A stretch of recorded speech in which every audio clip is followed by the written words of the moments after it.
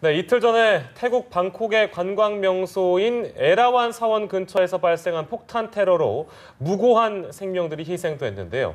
사원에서 폭탄 테러가 일어난 다음 날이죠. 방콕 시내에서 또다시 폭발물이 터져 불안감이 계속되고 있습니다. 네, 오늘 전문가를 모시고 이번 태국 폭탄 테러의 배후와 함께 도심 테러 대비책에 대한 이야기까지 나눠보겠습니다.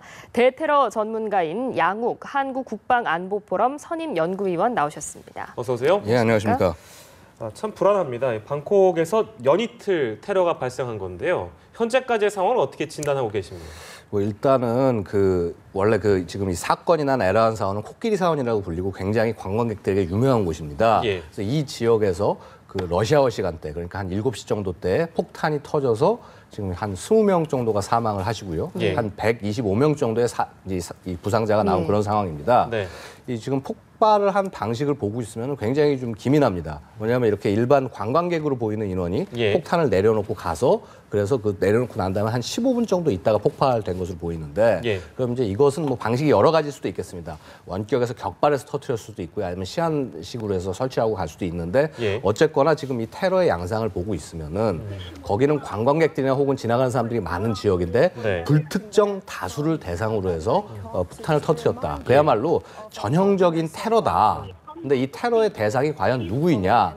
태국 정부냐 아니면 태국 국민들이냐 아니면 특정한 정치 세력이냐 사실 이제 이런 부분을 놓고 이 테러를 저지른 범인, 주도자가 혹은 주도하는 세력이 누구인지에 대해서 지금 의견이 분분한 것이 사실입니다. 네, 첫째 날 테러하고 둘째 날 테러하고 그러니까 같은 세력, 같은 사람일까 이거에 대한 의문도 좀 이어지고 있는데요. 그건 어떻게 보세요? 여태까지 이제 방콕에서 테러가 이제 몇 차례 있었습니다. 예를 들어서 2006년, 7년에도 있었고 그다음에 2012년에서도 테러가 있었는데 보면은 대부분 이런 폭탄 테러를 저지를 때는 같은 세력들이 연이어서 하는 경우들이 많았습니다. 특히 이제 올해 초 같은 경우에도 올해 한 2월에도 방콕 인근에서 쇼핑몰 같은데 폭탄이 설치가 되어 있었는데 이게 터져서 사망자는 없었지만 부상자가 나왔고요. 그것도 연쇄였습니다. 그래서 이렇게 결국 일어난 것이 시간상의 어떤 차이나 이런 부분을 봤을 때는 거의 같은 세력일 가능성이 높다고 하겠습니다. 네, 알겠습니다.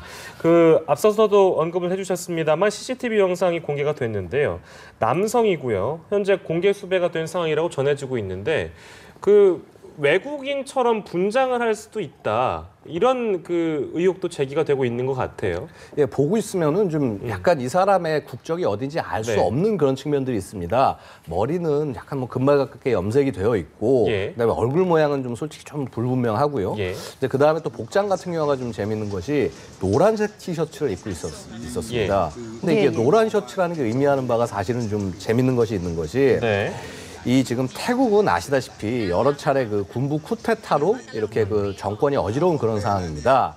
근데 이제 태국에 보면은 어떤 정치 색깔에 따라서 색깔이 대변이 됩니다. 우리도 보면은 예를 들어서 빨간색은 뭐 새누리당, 뭐 노란색은 이제 이런 식으로 나가듯이. 근데 뭐냐 하면은 레드 셔츠라는 게 있습니다. 여기는 뭐냐 하면은 그러니까 2006년에 탁신이 이제 축출됐을 때 축출된 것에 대응을 해서 그래서 이렇게 우리는 군부의 불만을 가지고 있다. 이건 용납할 수 없다라고 해서 하는 그런 사람들이 이제 빨간색 셔츠를 입는다고 해서 레드 셔츠로 대변이 되고요. 또 이에 반해서 이런 탁신은 잘못됐다. 그래서 군부가 제압한 것이 잘한 거다. 우리는 군부를 왕실이 이제 언제나 추인한 형식이기 때문에 왕실을 지지한다. 이런 사람들은 노란색 셔츠를 입습니다. 그런데 지금 이제 테러범이 노란색 셔츠를 입고 있었다라고 하는 것은 그러니까 이게 보면 어떻게 보면 마치 그런 이 옐로 측에서 뭔가 폭탄을 터뜨린 것처럼 그런 외양을 보이게 하려고 바로 그런 부분 때문에 지금 태국 군부에서는 이게 되려 레드 셔츠 쪽에서 한 것이 아니냐, 즉 친탁신 쪽에서 테러를 가한 것이 아니냐 얘기를 하고 있는데 근데 약간 이 부분에서도 조금 불분명한 것은 뭐냐면은 보통 이러한 특정 정치 세력을 노리는 테러에 있어서는요 그 정치 세력들이 모여 있는 곳에 합니다. 그러니까 예를 들어서 보면 2010년 같은 경우에는 이런 레드 셔츠들 시위대를 향해서 수류탄이 던져진 사건이 있었습니다.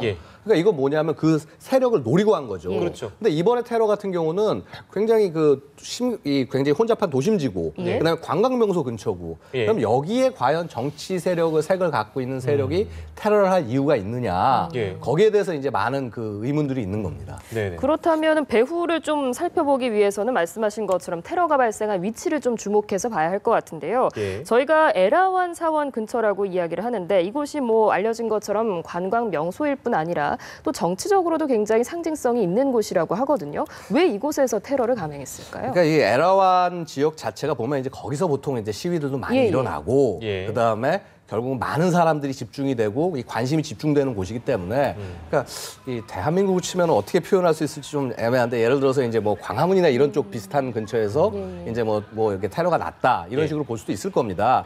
그만큼 이제 주요한 지역에서 테러가 난 것인데 네. 그러니까 사실 이 부분 때문에 그 현지에 있는 이슬람 세력도 아니다라는 말이 나오고 있습니다. 그러니까 아마 이제 보고 있으면 왜냐하면 사실 태국이요 우리가 보는 것처럼 그렇게 되게 안전하고 그런 나라는 아닙니다. 굉장히 관광 명소로 알려져 있지만은 예. 태국 남부 지역 같은 경우에는요 원래 예전에는 말레이시아 쪽에 속해 있던 술탄국이었습니다. 예. 그러니까 결국은 이슬람의 중심이 되는 어떤 그런 국가였고요. 그래서 그러다 보니까 그쪽 지역에서도 네. 지금 굉장히 많이 독립운동들이 일어나고 있고 예. 그쪽 지역에서는 굉장히 여러 차례 테러 사건이 많이 납니다. 예, 예. 그러니까 파타니시 같은 경우에는 거기서 뭐 폭탄 테러가 거의 매일 일어나다시피 뭐 매일한 건 너무 심한 얘기지만 예. 굉장히 빈번하게 일어납니다. 그래서 태국이란 나라가 의외로 폭탄을 해체하고 이런 기술들이 굉장히 뛰어난 나라 중에 하나고 실제 사례도 굉장히 많은 나라 중에 하나인데 예. 근데 보통 그렇게 그런 이슬람 관련된 테러들은 남부 쪽에서 해당하는 지역에서 직접 일어나지 네. 방콕에서 일어난 사례가 예. 여태까지 없었거든요. 예. 그래서 그렇다면 이것도 좀 아니지 않느냐. 그래서 굉장히 좀 오리무중인 상황인 겁니다. 네. 그럼 혹시 그 테러 하면은 사실 뭐 올해 뭐 또 작년으로부터 이어지겠습니다만 이슬람 국가의 소행이 아니냐 이런 그 의혹도 제기되는데 이 부분은 어떻게 보세요? 예, 이제 사실 이제 결국 동남아 지역에서 테러, 이슬람과 관련된 테러라고 하면 절대로 빼어놓을 수 없는 단체가 예. 제마 이슬라미아라는 단체가 있습니다. 예. 여기는 말레이시아, 예. 인도네시아 이쪽 등을 주축으로 해가지고 주로 테러를 일으키고 있고요. 예. 예전에 보면 발리에서 한번 폭탄 테러가 있었죠. 예, 예. 그것도 결국 이 제마 이슬라미아의 활동이었습니다. 그래서 제마 이슬라미아 인원들이 태국 내에서 활동을 하다가 예. 체포된 사례들도 있고요. 그래서 이제 그러면은 이제 이럴 가능성이 있지 않느냐고 생각이 되는데 이런 제마 이슬라미아 관련된 인원들이 테러하는 지역들도 예. 아까 말씀드렸던 태국 남부 지역입니다. 그 이제 파타니 같은 그런 도심 지역에 주로 있는데 그래서 한 3가지 정도 단체가 있는데 네. 그 파타니 해방 통일 기구, 예. 그다음에 바리산 민족 혁명 기구, 예. 그다음에 게라칸 무자헤딘 이슬람 파타니 뭐 이런 그 3가지 주요 단체들이 활동을 하고 있지만은 네. 여기도 결국 아까 말씀드렸다시피 이 주로 행동하는 것은 자신들이 독립시키고자 하는 지역이지 예. 방콕을 직접 노리는 사례는 거의 그닥 없었습니다. 또 하나 재밌는 사례가 있었던 것이 뭐냐면 2012년에 보면은 또 그 이 방콕에서 테러가 있었는데요. 네. 이때 그 경찰이 체포를 하고 나니까 이 인원들이 이란인들이었습니다. 그러니까 이란 쪽 인원들이 이스라엘 인원들, 예. 이스라엘 사람들을 주로 대상으로 해서 폭탄 테러를 저지르려고 했었고, 예. 이제 이것이 이제 결국은 이제 이 태국 경찰에게 검거된 그런 사례는 있었습니다. 그러니까 보시다시피 굉장히 지금 태국의 사례가 좀 혼돈해 보입니다. 그래서 심지어는 그래서 어떤 말이 나오고 있냐 지금 예. 이 테러의 이 희생자 중에 보면은 이 중국인이 3명이 포함이 되어 있습니다. 예. 홍콩인이 네. 2명이 있고요. 그래서 지금 중국 측에서 나오는 말은 예. 이것이 결국 그 중국인들에 대한 불만을 표시를 한 것이 아니냐. 예. 그래서 그 이제 아시다시피 신장 우이구르 지역에서 굉장히 독립 활동이 일어나고 있지 않습니까? 네. 그래서 바로 그런 부분 때문에 그래서 이것이 바로 위구르족의 테러가 아니냐 이런 얘기도 지금 나오고 있습니다. 근데 이 얘기 같은 경우는 완전 근거가 없는 것은 아닌 것이 네. 지금 사실 태국이 위구르인들과 관련돼서 좀 이렇게 그 사람들의 마음을 좀 안 좋게 한 사례가 있었습니다. 뭐냐 하면 예. 지난달에 있었는데요. 그 109명의 위구르인들이 이제 망명을 하기 위해서 이제 태국 쪽으로 왔는데 네. 이 인원들을 중국으로 송환시켜 버린 겁니다. 강제로 했죠. 네, 강제로 송환을 시킨 겁니다. 그래서 그 부분 때문에 이제 그 또 다른 그 제외에 있는 태국 그 대사관 같은데 막 사람들이 난입해서 시위하기도 하고 했는데 네. 그래서 결국 이것이 또 그런 것을 위한 것이 아닌가 네. 그런 얘기들도 나오고 있는 것입니다.